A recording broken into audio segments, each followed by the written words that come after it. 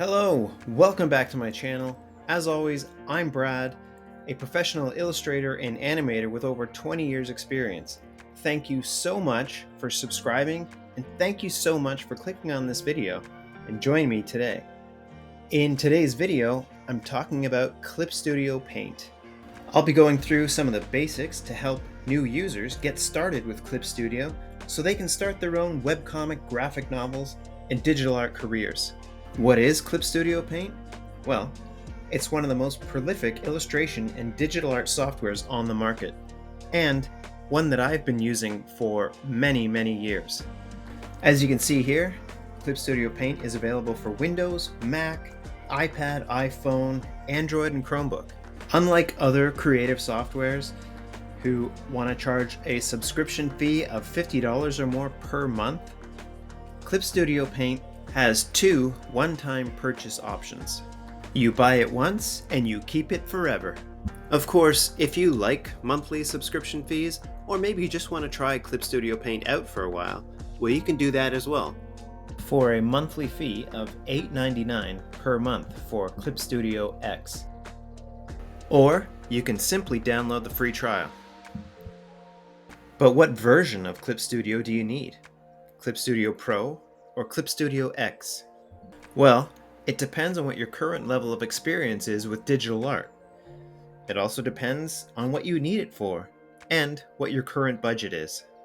If you're a beginner and just getting started with digital art, then Clip Studio Pro should be perfect for you. For the low price of $54 US, you'll get everything you need to create beautiful single-page illustrations, as well as comic pages and up to 24 frames of animation for a single project. And when you're more experienced and you need more features, you can always upgrade to X for a very reasonable upgrade fee. If you're already well-versed in creative software, or have a rather large comic project or animation project in mind, then Clip Studio X would be much better choice for you. Some of the upgraded benefits include Photoshop brush compatibilities, multi-page projects, Webtoon, Kindle, and other e-publishing options, print and binding options for comics, unlimited animation frames, animation export options, and much more. Now, before getting started with Clip Studio Paint, I highly recommend getting a drawing tablet. And now, there are more options than ever today, with Viac, XP Pen, Huion, and Wacom, not to mention many others. A quick Amazon search for drawing tablets will give you all the options with multiple price ranges and budgets. From Surface tablets to 4K 27-inch display tablet screens that you draw directly on. This small 10x6-inch Vic Surface tablet is less than $50, and it's perfect for beginners. Connect it to your phone, iPad, laptop, or PC. If you're looking for a good screen display tablet without spending a fortune, then there are plenty of options for under $300. While those prices can still seem expensive, remember that it's an investment in yourself. The more you use it, the better your digital art and animation skills will become. Now, let's check out Clip Studio Paint and start drawing. Okay, so now that you've downloaded and installed your new software, click the Clip Studio app icon, which automatically appears on your desktop. When it opens, you'll come to this Clip Studio portal page. Here, you'll find access to the latest Clip Studio features, news, community tutorials, contests, and more. To launch Clip Studio Paint, just click the paint icon on the top left of the screen, here. However, notice there are several other options here on the left. Under Modeler, you can download and access Clip Studio Paint's 3D modeling software. It'll allow you to create 3D characters and assets. Under Manager, you'll find license upgrades and activation code access, and other software management tools. Under Service, you'll find tutorials, community access, but more importantly, you'll launch the asset shop from here. Here you'll find more brushes than you'll ever need, tons of materials, color options, textures, 3D assets, 3D models, modeling characters, as well as animation materials, and a lot more. I highly recommend checking out the asset shop as soon as you can. Okay, now that all of that is out of the way, let's click on the Paint icon and launch Clip Studio Paint. Click that. When the software first opens up, you're going to come to this empty page. From here, we'll need to open a new project. So we'll go up to File, New, and here you'll see we have several different options. You have illustration, webtoons, comics, fanzines, all comic settings, and animation. So let's quickly click on illustration. And here we can see the width is 6, height is 10, so we got a 6 by 10 canvas, and 350 DPI resolution. Let's hit OK. And here's our canvas. And we can begin drawing anything we want here. So let's look at one of the others, or a couple of the others. File, New, and let's check out Webtoons.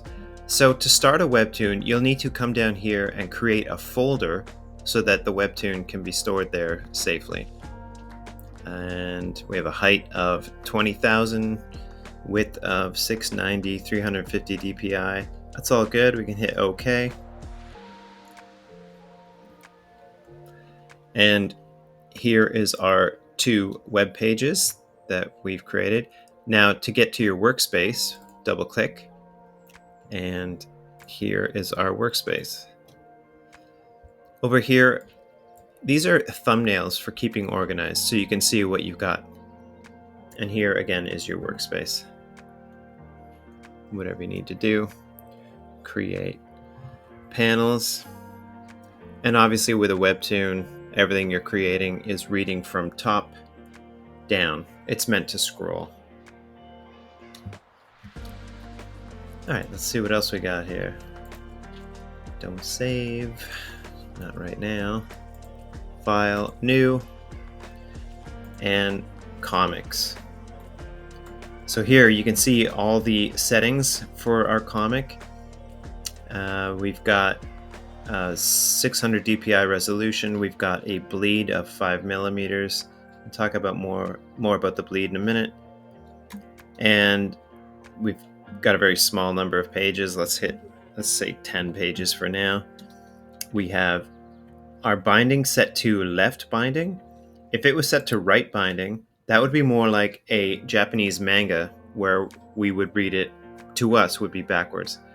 So we'll leave it with a left binding, so it's more like a North American comic. And over here, oh, and we have cover page clicked. As you can see, this on this side is information for our cover page. So if we hit OK,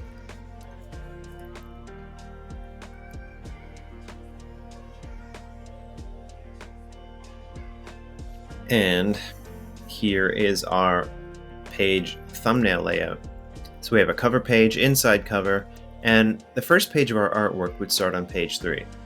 When you click cover page, it'll also give you the back cover, inside back cover, and back cover. Really great options for having your comic printed. So let's double click on page 3, and you'll see this is our cutoff area. When we go to print, everything would be cut off from there. This is our bleed area here. That means if your artwork is going to go over this point, it will be cut off at this point when it goes to print. And this inside box is your safe area. Now, that doesn't mean you can't draw out here. You certainly can. It just means that to keep all your artwork safe, you want to keep it inside this line here. But you're pretty much free to draw right to that bleed line or anywhere inside this space. Okay, so let's close that. I'm not quite ready to start a comic page today. We'll close this out. File, new. And here we have fanzine settings, which is very much like the comic settings. This gives us all settings, all comic settings. And of course, at the end here, we have animation. So we're not going to talk about animation at the moment. Let's just go back to our illustration page and we'll hit OK. And from here, we can start drawing. Okay, if you're new to Clip Studio Paint, the most important things you want to know about are your tools and your layers. Let's start with tools. If we come over here, we have all of our tool options on the left of the screen, and right beside it are the subtool options. So if we hit our brush, for example, we have several brush options: watercolor, realistic, thick paint, and indie ink. And then several other options to go with it.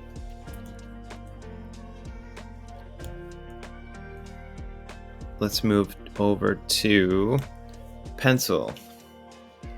Let's hit black and increase our brush size so we can see what we're doing. And in our subtool, we have pastels, chalk, pastel, crayon, charcoal. And they all have a different texture. The pencil tool is excellent for getting your initial rough ideas down, or for creating a beautiful charcoal or pencil drawing digitally, and so on. We have our paint bucket, our paint options. We have our gradient options. And here we have our shape tools. And under the subtools, you can see that will give us also our line tools: straight line, a curve line, which has a nice bezier, and several other shape and line tool options here. So now let's move on. We have our eraser, which is pretty straightforward. Different textures for the eraser, different opacities. Here we have a frame border, which, if you're not used to it, can be a little odd. It's for creating a comic book frame. So if we create a rectangular frame, you'll see that it gives us only that space to draw in. That is our workspace. And if we look over here in our layers, it has created a specific folder for that frame. With this frame tool, you could create a comic strip with several frames, and each frame would have a folder containing all of its layer information. It would keep each frame and each comic panel very well organized with the multiple layers of color and dialogue all neatly organized. Some of the other important tools to note: up here we have our color picker, self-explanatory. We have our airbrush, which gives us some very nice airbrushing options. We have a decoration tool, it's called, but it's really just a series of texture offerings.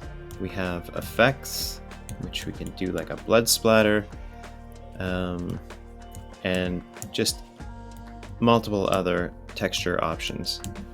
Another tool that you're going to want to become very familiar with is the lasso tool. For example, if we have a rough character that we've been working on, and maybe we're not quite happy with the pose,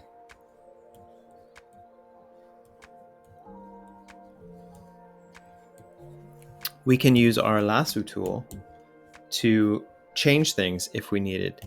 For example, if this arm we felt was too large, let's just get a quick rough down here. So as I said, if we decided this arm was too large, or maybe the entire character is too large, then with our lasso tool we can cut out the arm. And down here you see we have several selection options. We can, that's to turn it off, deselect it. Fill, we can fill that area with whatever color we have chosen.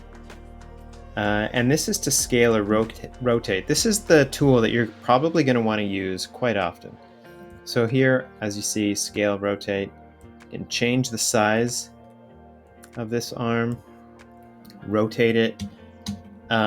This little cross in the center is essentially our hinge. So if we wanted to rotate it, we can move that hinge point up to this corner and rotate the arm at the joint.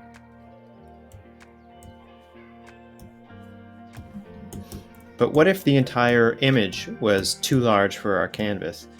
Well, same thing. We can select the entire image, go to our scale and rotate, and just shrink it down to whatever we need. Okay, and a couple other tool options to note. Up here, back up here in the left corner, we have move, which we can rotate. Rotate our canvas whichever way we need, which might help in terms of drawing and cleanup. To snap it back to its original position, we go all the way to the bottom here and we see this little reset rotation button right around the center of the canvas. Click that and it will recenter everything. You'll also notice under the move tool is the hand. Just a left click on your canvas and you can move your canvas all around. Although you probably won't use that as much, because by simply holding down the space bar, it will also bring up the hand. So if you're clicked on any other tool, for example, you're roughing something out in pencil and you need to move the camera around, you simply hold the space bar and then drag the camera wherever you want, let go, and you're back into pencil mode or whatever it is, whatever tool you were using. Very handy. You're going to use that all the time. Next to the rotation tool, we have operation, and in the subtool, this is more used for your animation, and it's got like edit your timeline, your light table, select all layers. Or this object tool here is also used for vector and 3D options. Here we have move layer, which can be helpful when you have multiple layers of color and texture. And down below our lasso tool is our wand, or our select tool. This can be very helpful for when you're coloring, just for selecting areas. So if I wanted to color her hair, I would first choose a color. Let's go with something like this for now. And you'll see that the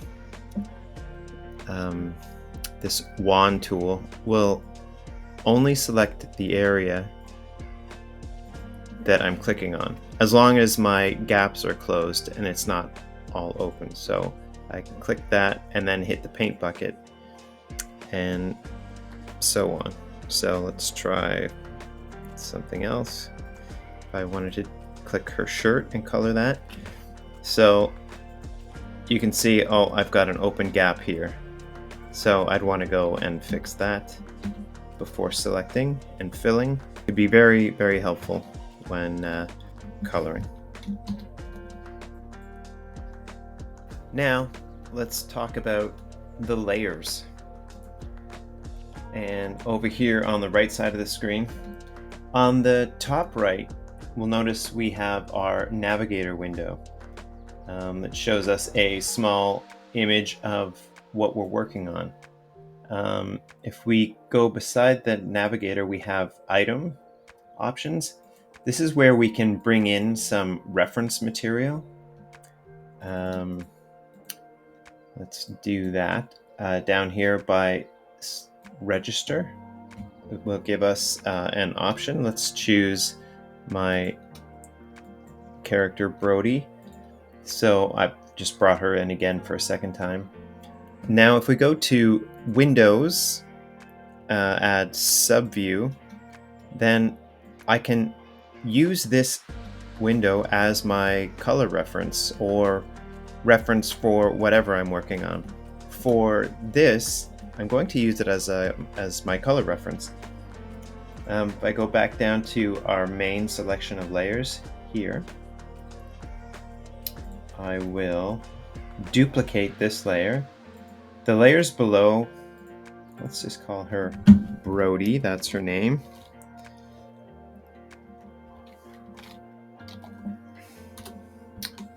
Okay, and below Brody are all the rough layers that I've used to get her to this point.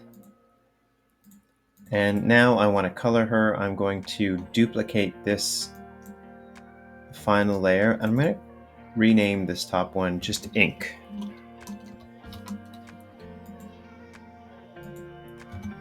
Because that is going to be my line work that I want to keep and I don't want to color over. And you'll see all these options here. I'm going to lock it. So lock layer so that I can't affect it. Okay. And you'll notice I have two layers. And I'm going to color on this one down here.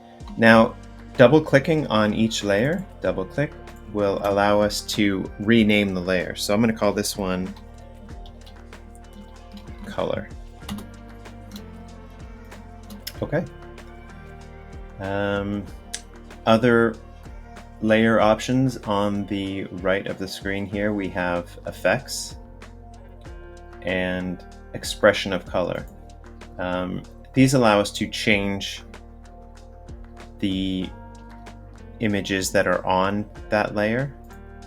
I would keep this in color. And yeah, I wouldn't worry too much about that when you're getting started. And now let's play with the color. I'm going to grab my color picker to choose this green. Well, let's choose this blue and click that. I haven't fixed this gap, so I'm going to do that quickly.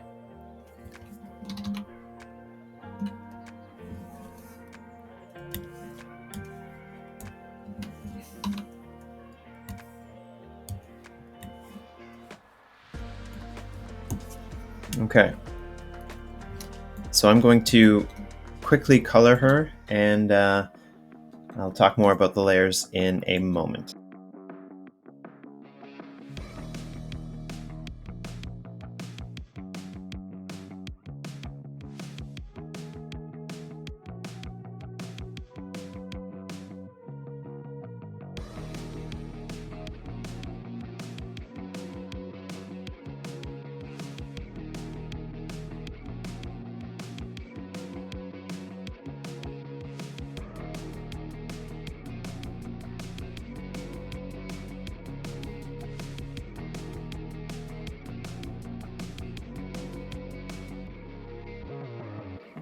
Okay, so we've basically got our color flats done for this character.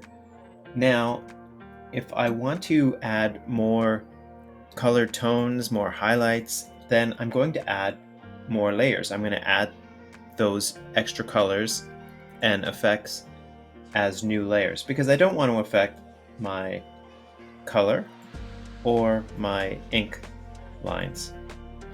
And there is my ink lines, and below that is my color layer. So we're going to right click on the top layer and go up to new raster layer. Obviously, if we wanted to add a vector layer or other layer options, we have vector. You just go down to new layer and the drop down window. But we just want a new raster layer. So we'll click that and there's our new layer. One handy little trick that I like to do sometimes is this little clip to layer below button.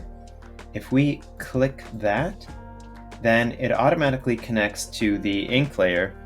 And if I choose a maybe a darker skin tone or something, now the only thing it's going to affect is the ink line layer below it.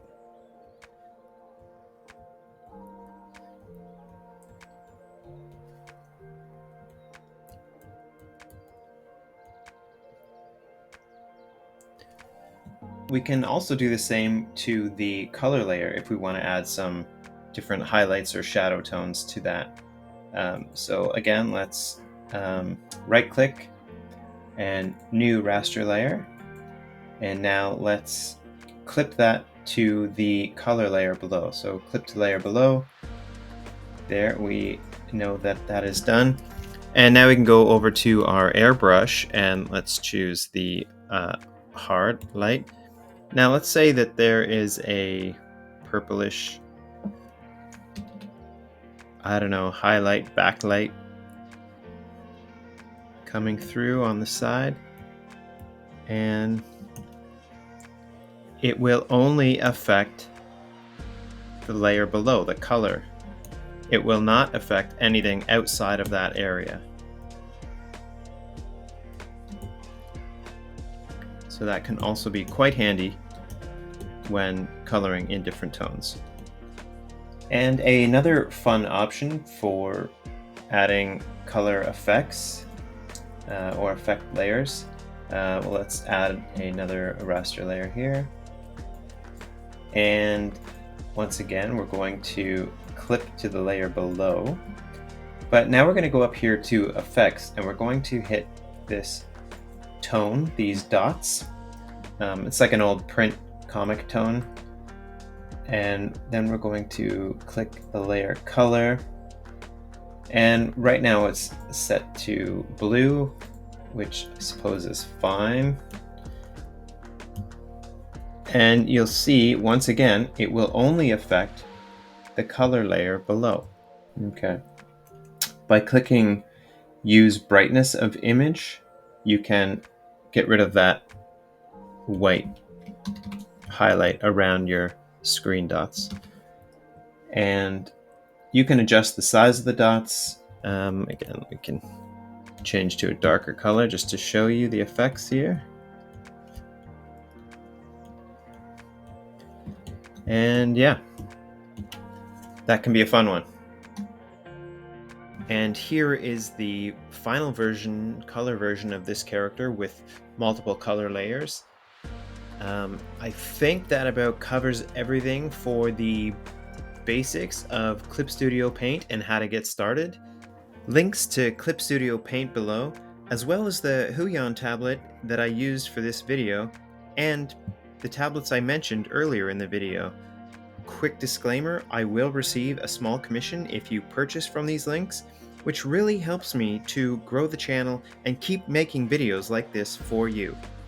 Thank you so much for watching to the end of this video, and please subscribe, leave me a like, and please comment and let me know what you think of the video, as well as what you want to see in upcoming videos.